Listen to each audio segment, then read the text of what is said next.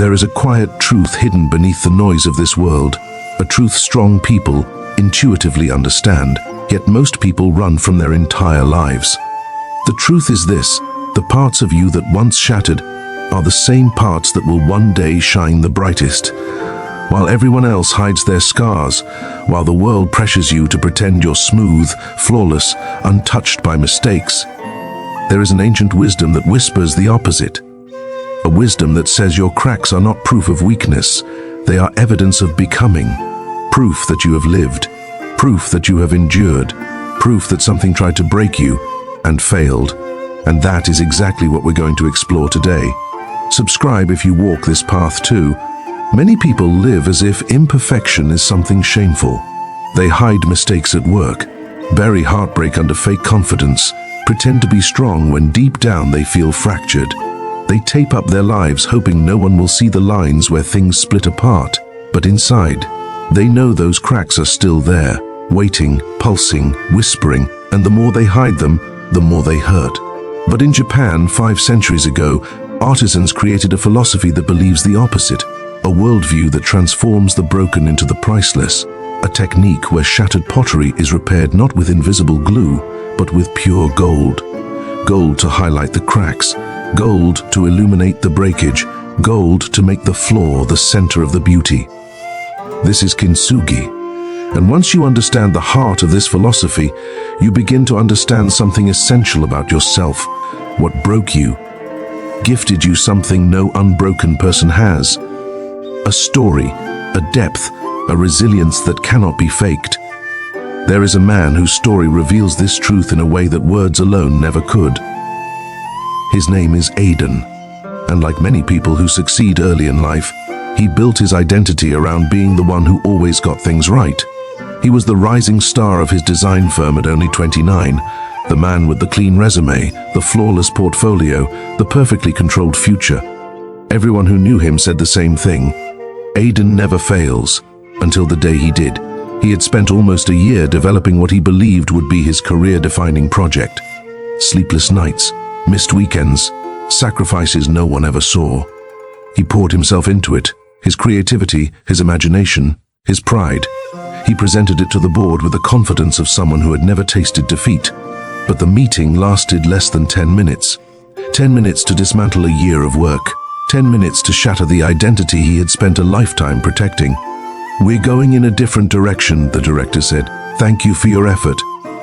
That was it. Aiden walked out of the building with a hollow feeling in his ribs, like the wind had blown straight through him. That night he sat alone in his apartment, surrounded by drawings, notes, sketches, all the pieces of the dream he had carved with his own hands. And for the first time in his adult life, he felt broken, not frustrated, not tired, broken. Something inside him had cracked, and he had no idea how to fix it. So he did what many people do. He hid, he avoided colleagues, he dodged calls, he deleted his drafts, he stopped creating. Every time he tried to start again, his mind replayed that 10-minute meeting. He felt small, fragile, like a porcelain bowl struck by a careless hand. Weeks passed, the crack grew, until one afternoon his grandmother visited him. She was a gentlewoman, originally from Kyoto, with soft hands and eyes that seemed to see straight into the places you try to hide.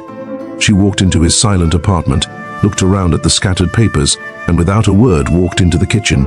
A few seconds later, Aiden heard the unmistakable sound of ceramic shattering on tile. He ran in, startled. On the floor lay his grandmother's old tea bowl, one he had always loved. Before he could react, she knelt calmly and said, "Good, now we can make it beautiful." Aiden stared at her, unable to understand. She smiled, a warm, peaceful smile, and said one word: Kintsugi. Over the next week, she taught him the ancient technique, how to gather the fragments gently, how to clean the edges without rushing, how to mix the lacquer, how to apply the gold slowly, deliberately, with reverence. She explained that Kintsugi isn't about repair, it's about transformation.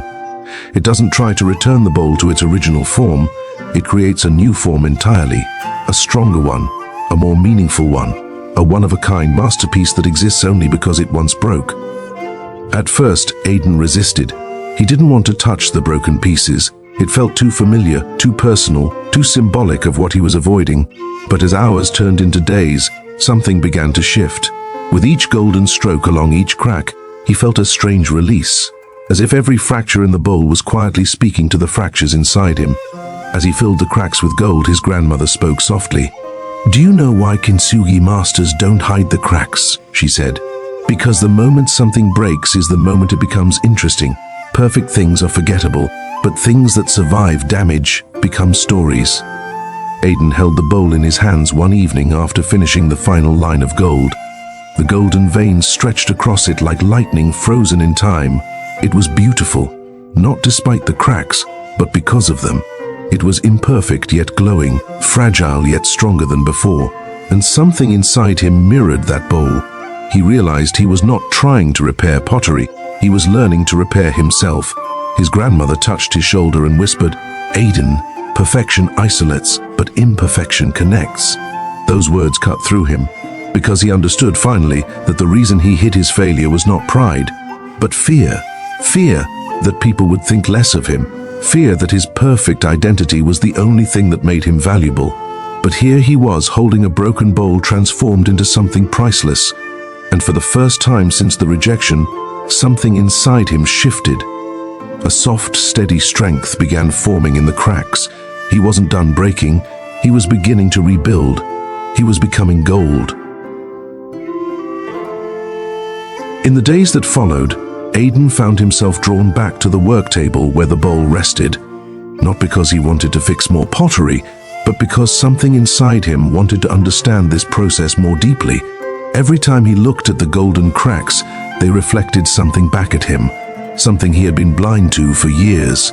He realized he had spent most of his life running toward perfection, not because he wanted to be great, but because he wanted to avoid being seen as imperfect. His entire identity was built like a vase placed on a narrow shelf, steady only as long as nothing touched it. One harsh comment, one setback, one rejection, and everything collapsed. But this bowl, this once broken, now strengthened bowl, was stable in its fragility, solid in its imperfection, worth more because it had shattered. That idea stayed with him long after his grandmother returned home, and for the first time in weeks, he sat at his desk with an open sketchbook. He didn't plan. He didn't try to create a masterpiece. He simply let his hand move, quietly, honestly. Each line felt different now, less like a performance, more like a confession. The fear was still there, but something else was growing beside it, acceptance. It was slow, almost imperceptible at first, but with each page he filled, he began to sense the truth of Kintsugi in his own life. He wasn't supposed to erase the moment he broke. He was supposed to honor it, to learn from it, to build something stronger in its place. He returned to work a week later, not because he felt fully healed, but because he no longer felt ashamed of being cracked. But here's the thing about life. When you grow stronger internally, the world tests you externally. On his first day back, he ran into the team that had dismissed his project. Their casual greetings pricked old insecurities, and for a moment he wanted to shrink again, to hide in the shadows. But then he remembered the bowl, the gold, the cracks. "I am allowed to be imperfect," he told himself quietly, "and I am allowed to start again." That simple sentence didn't erase the tension, but it steadied him, it anchored him. When he walked through the office, he did so without the old armor of forced confidence, and ironically, that made him appear more confident than ever. As he settled in at his desk, he noticed something he had never really seen before. How many people around him were hiding their own cracks? The colleague who always joked to avoid discomfort, the intern who kept apologizing for mistakes she hadn't even made, the manager who barked instructions to maintain control. Everyone was trying so hard to appear unbroken. Everyone was terrified of being seen as flawed. For the first time, Aiden didn't feel alone. Later that week, during a creative meeting, a small but meaningful moment happened. The team was stuck on a branding concept, unable to decide on a direction. Silence stretched, heavy and uncomfortable. Normally, Aiden would have held back his ideas unless they were perfect. But now, he gently raised his hand. "I have a rough concept," he said. "It's not polished, it's messy, but maybe it's a starting point." The room turned to him. He felt the familiar flutter of anxiety, but it didn't control him this time. He shared his idea, honestly, openly, with all its imperfections, and to his surprise, the team loved it.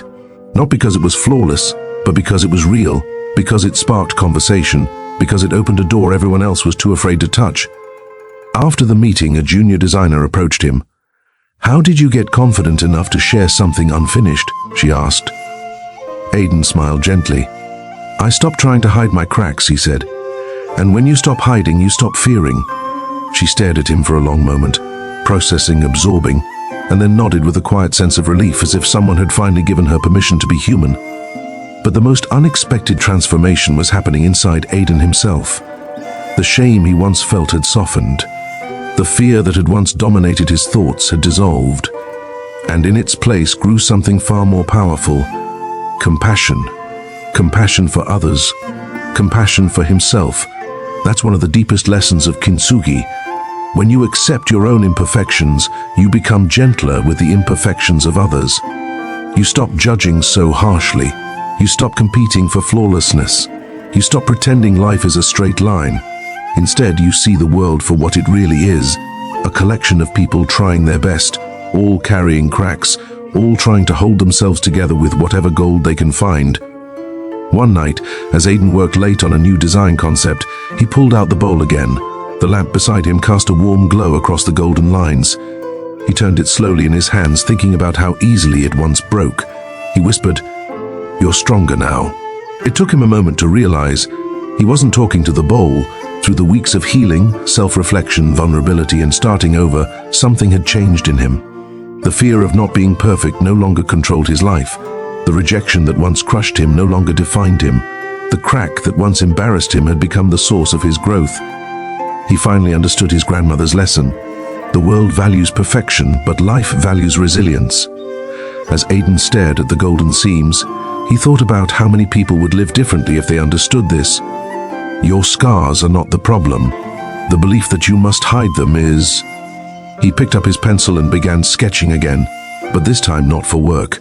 He started drawing the bowl, every crack, every shimmer of gold, every line of transformation. It wasn't a design exercise, it was a reflection of his journey. Because when you truly understand Kintsugi, you begin to see that perfection is not worth chasing. What's worth chasing is integrity, wholeness, reconstruction, becoming someone who survived their breaking rather than someone who avoided it. You begin to see that flaws don't disqualify you from greatness. They prepare you for it. You begin to recognize that your strength isn't found in being untouched, but in being rebuilt. And slowly, gently, Aiden found himself embracing a truth he had resisted his entire life. The project Aiden volunteered to lead was unlike anything he had worked on before. It demanded vulnerability, emotional depth, and an understanding of human struggle, qualities he once would have avoided, terrified that exposing too much would reveal the fractures he tried to hide. But now, those very fractures had become his strength. They gave him clarity, perspective, humanity. The team sensed it instantly. People who once felt intimidated by him now approached him more easily. There was no longer a polished shield around him. His presence felt grounded, steady, open. He noticed how conversations shifted, how people relaxed when he spoke, how they felt safe offering imperfect ideas, how the room softened when someone made a mistake and he responded with kindness instead of criticism. It was as if acknowledging his own cracks gave everyone else permission to breathe. Over the following weeks, Aiden guided the team with a quieter kind of leadership, the kind that didn't demand perfection but invited authenticity. Instead of pressuring the team for flawless concepts, he asked them to share raw thoughts. Instead of hiding drafts until they were polished, he encouraged people to bring their messy beginnings. And instead of avoiding emotional topics, he asked honest questions that cut to the heart of the project. What does this design say about the human experience? How does it speak to people who feel broken? What truth are we afraid to explore because it makes us uncomfortable? Slowly, the project began to take shape, not as a sterile, idealized piece of work, but as something deeply human, the kind of creative output that reaches people because it carries a pulse, a heartbeat, a story. One evening, after a long day of collaboration, the team gathered to review the first full draft. It wasn't perfect, far from it, but it had spirit. It had sincerity. Aidan looked around at the tired but proud faces of his colleagues, and he realized something profound. All the best work he had ever done came from the parts of him that had once broken. The rejection he had feared so intensely had forced him to confront what he was made of, and in doing so, he had discovered a version of himself that had been waiting in the cracks all along. But life is never satisfied with a single transformation. When you grow, it challenges you again, not to break you, but to refine you. 2 days before the client presentation, Aidan received unexpected news. The director, the same one who had dismissed his previous work, wanted to replace the heart of the concept with something more market safe. In other words, remove the vulnerability, remove the emotion, remove the humanity that made the project meaningful. Aidan felt a familiar tension rise in his chest. The old version of him would have agreed immediately, eager to avoid conflict, but the crack inside him had been filled with gold, slowly, gently, purposefully, and that gold gave him a voice he once believed he didn't deserve to use, so he asked for a meeting. Sitting in the director's glass office, Aidan felt the weight of the moment, not fear, but importance. He explained the vision, the purpose, the emotional truth behind the work. He spoke about authenticity, human connection, and the courage to embrace imperfection. He spoke honestly, not to win, but to be understood. The director listened quietly. For a minute, neither of them spoke. Then, almost unexpectedly, she sighed. "You really believe in this, don't you?" "Yes," Aidan said, "because it's real." She nodded, thoughtful. "All right, keep it." When he walked out of that room, it wasn't victory he felt, it was alignment. He had stayed true to the person he was becoming, and that, he realized, was the essence of Kintsugi, not the gold, not the cracks, but the courage to honor your truth after breaking. On the day of the presentation, Aidan stood before the client with his team beside him. The lights dimmed. The storyboard illuminated the room, and as he began speaking, he felt the difference instantly. He wasn't performing anymore. He wasn't hiding. He wasn't pretending. He was sharing a part of himself. The client watched with stillness. The room breathed with intention. And when it was over, the lead executive leaned back and said 5 words that Aidan would remember for the rest of his life. "This feels honest. This feels human." The project was approved unanimously. But even then, the approval wasn't the moment that transformed Aidan. The transformation had already happened, quietly, in the space between being broken and allowing himself to be rebuilt. That night, alone in his apartment, Aidan placed the golden bowl on his desk once more. The room was silent, soft, peaceful. He traced a fingertip along one of the golden seams, noticing how the light caught the line and scattered it gently across the ceramic. His grandmother had been right. Perfection isolates. Imperfection connects. People don't bond over the flawless parts of your life. They bond over your scars, your healed places, your strength that grew from breaking. When you pretend to be perfect, people admire you from a distance. But when you show who you truly are, people walk beside you. He thought about all the moments that once crushed him, the rejection, the fear, the self-doubt, and realized they were no longer shadows stalking him. They were chapters.